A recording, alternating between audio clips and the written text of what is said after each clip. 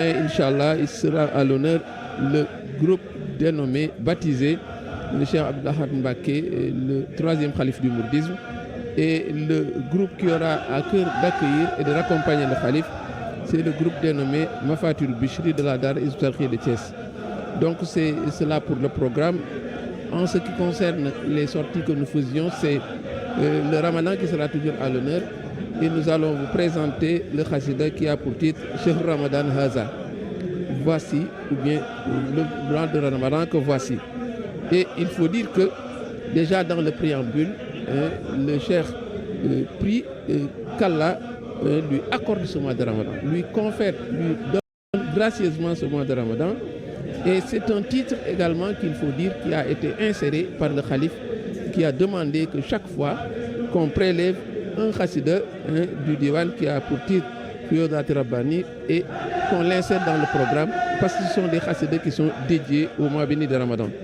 En ce qui concerne le préambule, donc, nous disions que le cheikh prie pour qu'Allah lui accorde le Ramadan, mais c'est à la fin du poème qu'il va compléter, montrant qu'Allah lui accorde également tous les autres mois qui sont différents du mois de Ramadan.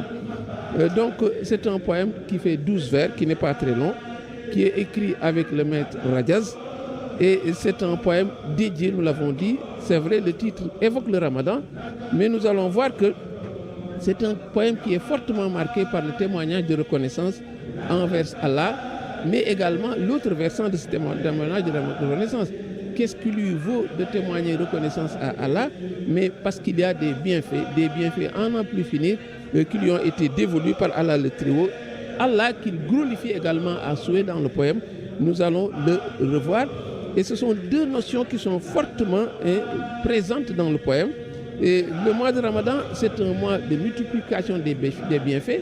C'est un mois où à souhait Allah décuple les bienfaits. Mais c'est pourquoi il y a pour cela un témoignage de gratitude qui s'impose pour tout musulman digne de ce nom. Nous avions parlé du témoignage de gratitude. Il apparaît dès le premier vers quand le cheikh dit « Shakatu Rabbiya wa Rabbiya wufid wa ghayruhu bi ghayrihi laysa yufid ». Il témoigne gratitude, dit-il, je témoigne gratitude à mon Seigneur, il est le profitable, nul autre que lui n'accorde le profit. Donc, témoignage de gratitude, la reconnaissance, c'est le premier terme du texte, c'est l'incipit du poème. Et déjà, le cheikh annonce la couleur en évoquant cette gratitude qui sera bien représentée dans ce poème. Le vers 2 vient compléter le propos parce qu'il y a l'évocation du prophète. Chaque fois, nous l'avions dit que le cheikh évoque le prophète, il ne peut manquer de prier sur lui. De la même manière, chaque fois qu'il évoque Allah, il ne peut manquer de le glorifier. C'est pourquoi le vers 2, il glorifie Allah disant Huwal ilahu la ilaha ghayruhu, nulle autre divinité en dehors d'Allah. Et cela également une chose qui s'enchaîne avec le témoignage de gratitude. Sur le champ, il va témoigner gratitude puisqu'il dit il m'a en toute chose accordé le meilleur profit. Donc voilà pour ces deux premiers vers. Le troisième vers, comme les vers précédents, n'est-ce pas, est marqué sur le plan énonciatif par le jeu. Tous les 6 ou 7 premiers vers sont marqués par la première personne du singulier, où le cheikh dit je pour dévoiler ce qu'il a sur le cœur, mais je également pour dire ce qu'il a obtenu d'Allah.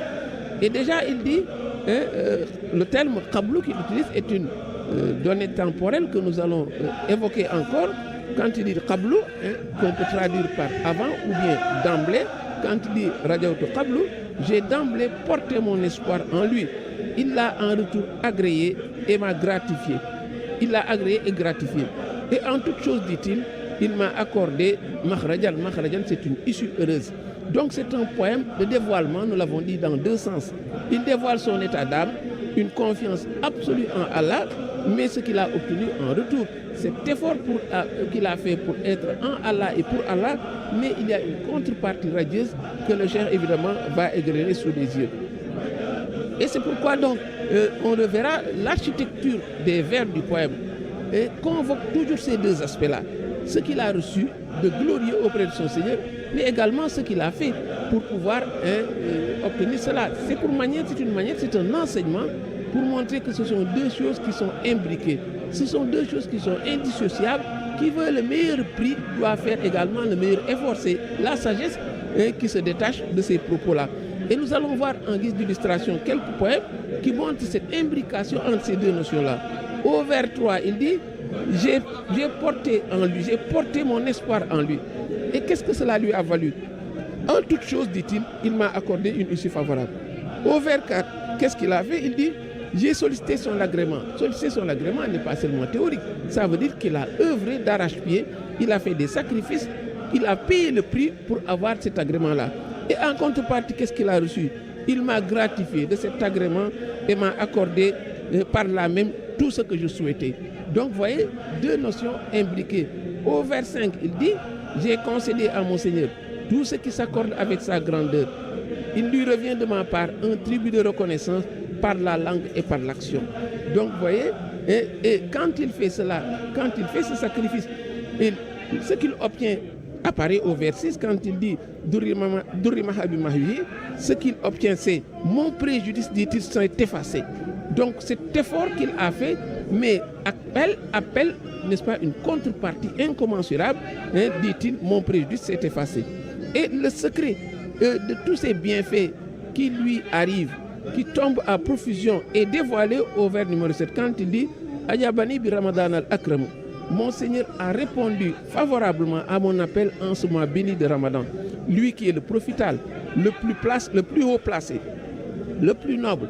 Mais il n'empêche que le procédé persiste. Toujours, le chef déclare avoir obtenu séance tenante, dit-il, je me suis entretenu avec lui, mon Seigneur, des années durant, et il m'a accordé la sécurité. Donc le vers le plus chargé maintenant, le plus surchargé de bienfaits, le plus représentatif de ces bienfaits, mais apparaît au vers 9 quand il dit « Les dons précieux émanant de mon Seigneur, le don précieux émanant de mon Seigneur m'est parvenu. Il m'a accordé la guidance, a effacé toutes mes peines avec un flux de dons à suffisance. » Évidemment, ce qu'on peut appeler également sa marque de fabrique ne pouvait pas manquer dans ce poème. Son engagement par la plume, qui peut s'avérer une arme redoutable, mais aussi un moyen privilégié pour atteindre les plus hauts sommets, c'est également par la plume qu'il a obtenu. Il dit, par la bénédiction du mois de Ramadan, je sollicite auprès de mon Seigneur qu'il accepte mon tribut de reconnaissance par le biais de ces poèmes splendides qui sont des perles précieuses. Donc, engagement par la plume qui peut lui accorder, n'est-ce pas, tout ce dont il a besoin.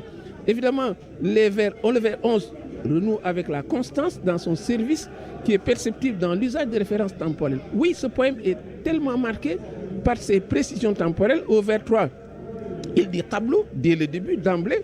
Au vers 8, il dit je me suis entretenu des années durant. Au vers 11, il dit j'ai détourné des années durant toute forme de récréance, toute forme de mécréance. Engagement qui s'inscrit donc dans la durée et le poème se ferme comme il avait débuté quand il dit ashkuru bima yuliqu ma yufid.